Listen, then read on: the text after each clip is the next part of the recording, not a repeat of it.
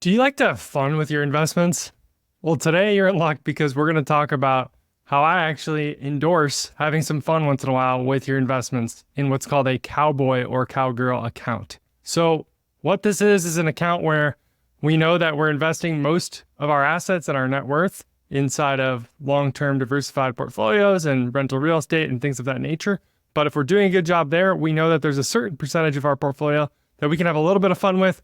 We can maybe play some speculation games with. We can invest in some more speculative assets, some more risky assets that might go up and down a little bit. So I want to talk about what a cowboy or cowgirl account is, how to view it in the context of your financial situation, and go through an example of what might be a good usage of a cowboy and cowgirl account, looking at somebody's net worth, and what might be a bad example of where someone's maybe taking too many liberties with this type of account.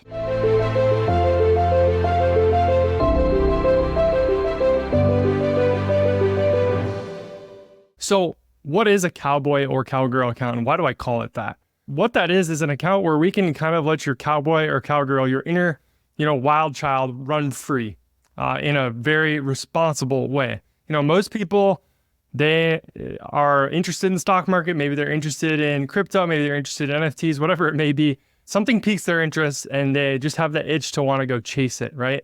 They want to ride around their cowboy or cowgirl. So what we need to do is give those people that space to go do that in a responsible manner. So ideally, I'd like this to be 5% or less of your investable assets. And when I say investable, we're not including your primary residence, the equity in your primary residence. This would be things like IRAs, 401ks, TSPs, maybe equity in rental real estate. So of that investable assets, we want that to be less than 5% ideally. Could it be 5 to 10%? Sure, maybe. It might not kill us, but ideally 5% or less. Things that go in here: speculative assets, cryptocurrencies, NFTs, commodities, individual stocks. So that's a big one, especially lately with some of the tech companies. People may have bought early on, or maybe they're hopping on the ride now. Maybe this is meme stocks. If you are big into the Wall Street bets community on Reddit, whatever this may be, these are things that you want to go have fun with.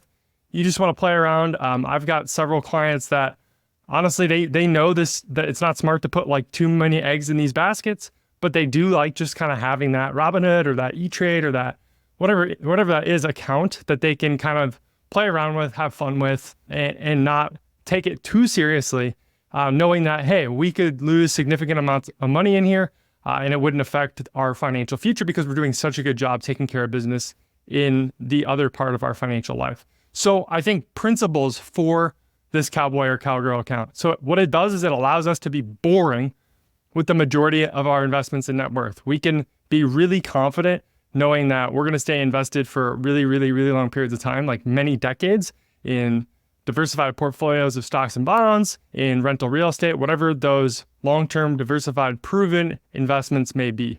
And then it gives us somewhere to play, right? It gives us somewhere to let that wild child run free.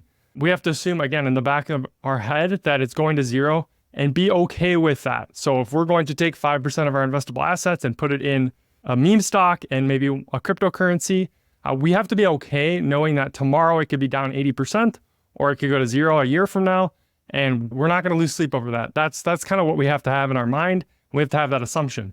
Conversely, if we hit a home run with one of these 5% or less investments, which some people have recently in things like NVIDIA, we have to be serious about potentially rebalancing. If that grows to be more than 5 or 10% of our investable assets, because we invest very early on in maybe a cryptocurrency or a tech stock or whatever it may be that does really well over a period of time, and it grows to be too big of a portion of our net worth, we do have to think about trimming those positions and rebalancing to bring that cowboy or cowgirl account back into a responsible level in conjunction with our net worth and our investable assets. So I want to take you through a quick example of a good and bad use of a cowboy or cowgirl account. Both of these clients have 1 million of investable assets. This first client has 700K in NVIDIA, 100K crypto, and 200K in diversified portfolio of 401K, IRA, taxable brokerage, rental real estate. Okay. So we've got 70% of our investable assets tied up in two somewhat speculative assets, just one being an individual stock. I know it's done extremely well lately. We're recording this in summer 2024. And then cryptocurrency, obviously very volatile and speculative. They're abusing this Cowboy or Cowgirl account. This is going to be a client that I think is going to have a very tough time knowing when's the right time to sell. They're going to have a very tough time sleeping at night. They're going to have a very tough time continuing to invest in a diversified portfolio when they've maybe done so well with these more speculative assets. Okay, so this is bad.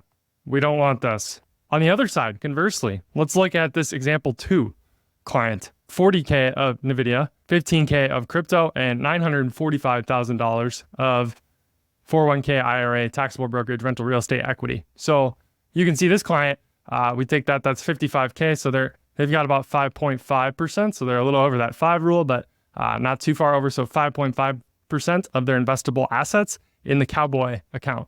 So they are responsibly using this account to have some fun here. They can have that on their phone. They can pull it up. They can have fun with it. They can talk to their friends about it. That's where they can kind of let that inner cowboy or cowgirl run free. And then they can be really, really, really boring and long-term with the majority of their investable assets. If they're doing a good job plugging most of their earnings and their net income into, long-term diversified portfolios and rental real estate, they're going to be assured of financial freedom. They're going to sleep like a baby at night. They don't have to worry about the one stock or one cryptocurrency going down, 80% in a day. This is just fun money to them. They can really be focused on being long-term disciplined investors with the majority of their assets and net worth. So this is just an example. Again, bad example on the left. We want to, if this prospective client came through my door, we'd talk very seriously about rebalancing these positions and into, more diversified portfolio.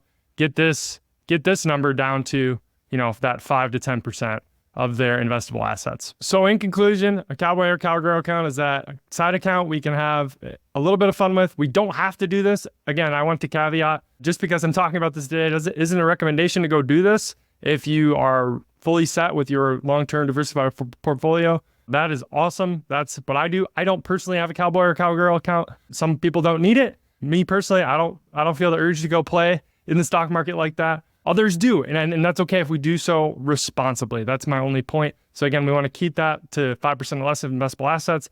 If it gets in the 5 to 10%, it's not going to be the end of the world. We want to have fun with it and then be really, really, really consistent and boring and long-term disciplined investors with the majority of our investable assets and net worth. So I hope that this was helpful. Let me know if you have any questions, and we'll see you next week. Thank you for joining us today. Do you want the exact financial planning framework that I use with clients? Go visit baskinfp.com, where you can grab a free download of the ultimate military and veteran financial checklist to give you the bluff on what you need to be doing to manage your finances. We'll be back next week with some more content to help you on your journey to financial freedom. See you then. This is a friendly reminder that the Bluff Finance Podcast is general and educational in nature and does not constitute tax, investment, legal, or financial advice with respect to any particular individual or taxpayer. Please consult with your own tax, legal, financial, and other advisors regarding your own unique situation.